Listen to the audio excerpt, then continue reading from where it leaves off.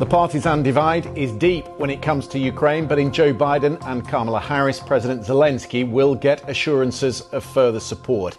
He is meeting with the Vice President this hour. They are due to speak before that meeting. We will bring you those comments live. Guiding us through the issues they will be discussing, we're joined by the former Prime Minister of Ukraine, Yatsenyuk. We'll get his thoughts on the victory plan President Zelensky is presenting. Joe Biden speaking in the last hour at the White House. Let's bring in then the former Prime Minister of Ukraine, Yatsenyuk. You're very welcome to the programme as ever, sir. Thank you very much for being with us. Thanks for having me, Christian. The document that's been presented today at the White House is called the Victory Plan, but of course anyone watching our reporting from the front line will know things are extremely difficult at the moment. What is in the document that would change that reality? Well, I'm not sure I can share with you any kind of specific issues of this document, but what am I sure about, that this is to be a victory plan, a joint victory plan for the entire democratic society, for the entire free world, because we are on the same side of the aisle. We are in the same boat. And I do believe that Ukraine's victory is the Western victory. I do believe that Ukraine's victory is the victory of the entire free world and the Western world. So my guess is that, look, if one believes that it's going to be some kind of silver bullet unfolded in this plan, I am not sure about this. But what am I sure about is that there is an action plan how to prevail in this war. So what Ukraine needs what President Biden just mentioned. Ukraine needs to get a support in the long run. And I am inspired that President Biden mentioned the key pillar of Ukraine's survival, which is NATO membership. All of the rest is a set of tools. And these are not the new tools, and these not out-of-the-box ideas. How to make Ukraine stronger on the battlefield. That's what President Biden mentioned too. You say that you can't discuss the sensitive parts of the document, but the bit that we do know that is in there is that future NATO membership. But you'll know that is politically divisive right now in the United States. On the Republican side, you've got J.D. Vance pushing his version of a peace plan, a demarcation line, and Ukraine's neutrality. Why would that not work in your view? Well, it has nothing to do with the peace plan. You know, in case if Ukraine is neutral, this is the way how actually to take over Ukraine by war criminal Putin. Let me remind you that Ukraine was neutral before 2014. And despite this, Putin illegally annexed Crimea and waged the war against Ukraine 10 years ago.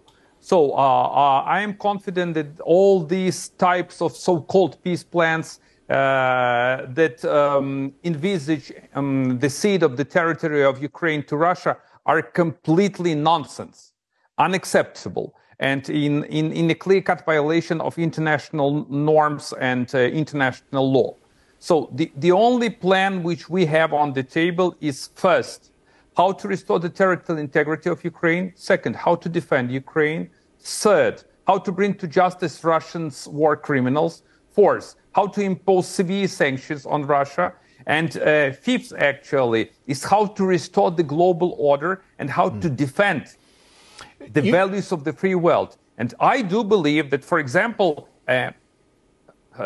he is not the vice president. He is would-be vice president or not would-be the vice president, D.G. Vance. He is interested in national security issues of the United States. He is to be interested in having the U.S. stronger, but not weaker. So in case if Ukraine is to lose, this will be a clear path to the weakening, to a disastrous weakening of the United States. I'll come back to the Republicans in a minute, because there are things we need to discuss about what's gone on this week. But when President Zelensky addressed the General Assembly this week, he said the West needs to make decisions quicker. And if you look back at the decisions that President Biden has made, he seems to be always just behind the curve of Russian violence, intentionally so. Do you have any hope, as we wait for this press conference with Kamala Harris, that actually she might expedite some of these decisions, that she might approach it differently, maybe bolder in some of the decisions she takes? I believe it's appropriate to discuss the actions of the incumbent president, because no one knows who is to be the next president of the United States. But you must have considered that, right? You must have considered what the implications of a Trump presidency would be. I have considered a number of options. And the thing is that at the beginning of your show, you said that there were some kind of Trump-proof actions. I believe what actions are needed is Putin-proof actions. Because both Republicans and Democrats, they support Ukraine. We still enjoy the bipartisan support. And I do understand all repercussions regarding the suggested presidency of Trump. I do understand this. The thing is that the President Biden was very vocal right now, saying that, look, he already ordered to allocate all resources needed for Ukraine by the end of his term in the Oval Office, period. So that's a clear signal, and a clear-cut action, how to help Ukraine. So, but whether it's enough, no, it is not enough, because I have to go back to the second pillar that President Biden mentioned. We need to support Ukraine in the long run. So technical issues have to be resolved, starting with the lifting curbs on using, changing rules of engagement, or lifting curbs of using US-made missiles, and not only US-made missiles, even UK-made missiles. But this is just the part of the puzzle. But the big picture is how to win in this war. And I already indicated that there is a set of tools and the set of actions that are desperately needed to win this righteous fight. What about in the short term? Because we've had an announcement today. I suppose the positive news is that on top of what he's announced today, all of the money that Congress has approved will be out of the door before the inauguration in January. So everything that has been approved thus far will be sent. Is that enough to get Ukraine through the winter? Well, that's what we have on the table. Let me remind you that we've been waiting for more than 6 months when the U.S. House passed this security supplemental package. President Biden instructed Pentagon to deliver everything that is possible. Whether that's enough, one of the biggest threats is that Russians will demolish entirely the Ukrainian electricity grid and Ukrainian energy sector. And Putin's aim is to make Ukraine a scorched land. So we already survived 2 winters. The third winter will be very difficult. But the thing is that we have to come through this winter too. Because Putin will wait. He wants to outweight us, to outman, to outgun, and actually to out-cheat us. We won't give him any chance to do this. The most read story on the BBC website today is the appearance that President Putin made yesterday in front of his own Security Council, in which he seemed to change the rules for nuclear engagement. Any country, he said, that sends rockets or aircraft across the border in a major way, supported by a nuclear power, would trigger Russia going to the nuclear footing. Do you believe that he's serious, or is he bluffing? Let me remind you that this war criminal possesses one of the biggest nuclear arsenal in the world. So it means that whether there is any minor chance that dictator Putin could use this weapon, yes, there is the chance. But the thing is that what Putin is doing right now, he already went back to his nuclear saber rattling.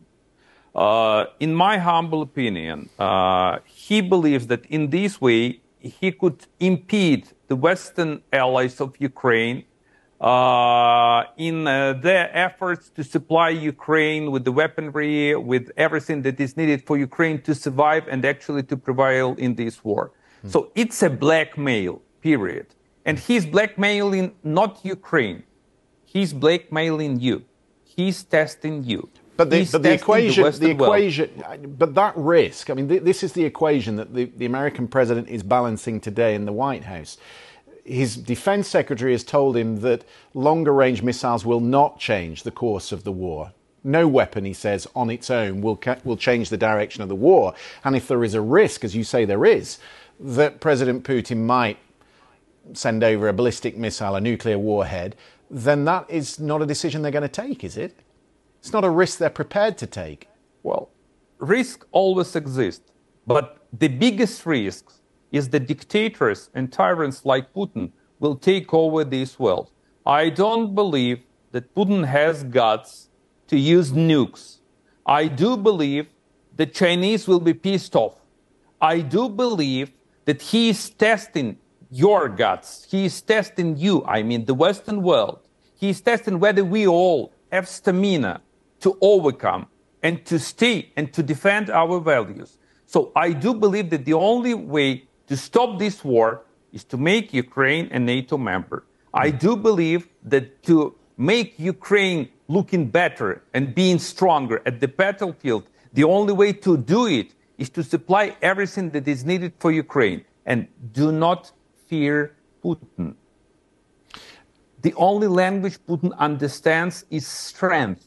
The stronger we are, the weaker these kind of tyrants and dictators will be. Just a quick word on this issue of the nuclear threat that there is in your country. President Zelensky told the General Assembly this week that they were using Chinese satellites to look at the nuclear plants in Ukraine. Do you seriously think that he would be crazy enough to hit a nuclear power plant with conventional missiles? Let me go back to a decade ago and 2.5 years ago. Did we seriously envisage Putin as a completely crazy guy who is to launch a land invasion against an independent country? But he did it. So whether there is a possibility that Putin could hit nuclear sites in Ukraine, I mean nuclear generation power plants, yes, there is a possibility. So that's the reason why we need air defense system to defend, to prevent even this kind of crazy scenario that is in the hand of Putin. Before, we were talking about the letter. I think our viewers are probably well across it by now. Correct. This letter that the House Speaker sent, your reaction to it, given the delicate relationships that your country has at the moment with the Conservative side of the House? I want to be very clear. Ukraine is not on the campaign trail in the United States. Ukraine never meddled into the US elections. And let me be very blunt. I don't want Vladimir Putin to celebrate and to pop up champagne in Kremlin. He still has champagne made in France because they still circumvent sanctions. We have to stay united. We need to show the real unity of the entire free world.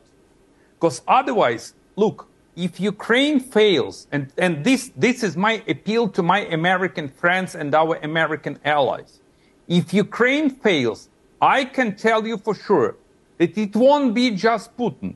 It will be President Xi, then President and Ayatollah of Iran, then North Korea, and then another bunch of different dictators and tyrants who is going to celebrate, pop up champagne, and just have all types of festivities. It's simple as it is. So I beg our Republican partners just to be on the right side of history. But you must support Ukraine in order to support the United States of America. Giving us weapons, you defend yourself, because we defend you. But you must have heard President Trump's comments in Georgia on Monday. Yeah, I do. I mean, we've long known that he was opposed to sending any more money to Ukraine, but you can't have missed the tone. It was dripping in condescension. He was resentful almost of President Zelensky and his appeals for money. There's no way, he said, Russia is not going to win. Does it frustrate you that somehow he has this blind spot, that he doesn't see the connections between the Kremlin, Tehran, Pyongyang, Beijing? He doesn't see the connection that is forming, this new axis that has formed in the last year. Well, Christian, it's so obvious. And look, I don't have a chance, and I won't appeal to the yes voters because, once again, Ukraine is not the part of the election campaign in the United States. We are not on the campaign trail. We don't support neither Democrats or Republicans. We support the American people and their choice. So, but it's so obvious that there is a new axis of evil. And the main target of this axis of evil or axis of autocracies is the United States.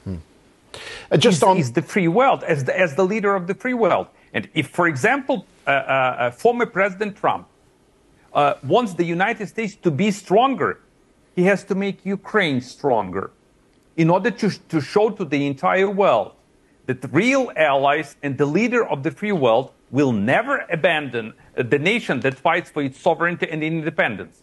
Otherwise, this will be a clear-cut sign. This will be an ominous sign for China, for Xi, for Iran, for even for Venezuela, and the huge pile and huge bunch of those who disregard the global order, or the fragments of the global order.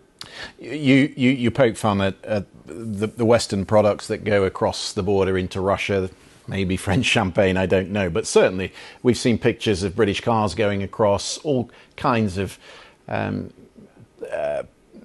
equipment, secondary parts that go into the manufacture of missiles and military vehicles. Do you think the sanctions regime is tight enough? And would you hope that the United States would look again at sanctioning some elements in China that are supplying those things to Russia? Well, you already provided the perfect answer. For example, that British cars has been still delivered to Russia. So Russians already crafted the way how to circumvent sanctions. And it's crystal clear again. So, but whether we have tools and enough ammo to both ramp up sanctions and to increase the pressure on Russia, yes, we do. Yes, we do. But the thing whether we have the political will and an ability to make this. Look at the media. Media already reported a number of different routes how Russia circumvents sanctions. So let's do our job. Let's press and again, and do what is needed. Stop the flood of dual-use materials. Stop the flood of cash to Russia. Stop the flood of goods that actually underpin the Russian war machine. Okay. China is one of the key sponsors of this, and not only China. Yeah. Yatsenyuk, it's really good to have a conversation with you this evening. Thank you very much for coming on the program. I hope you'll come back soon.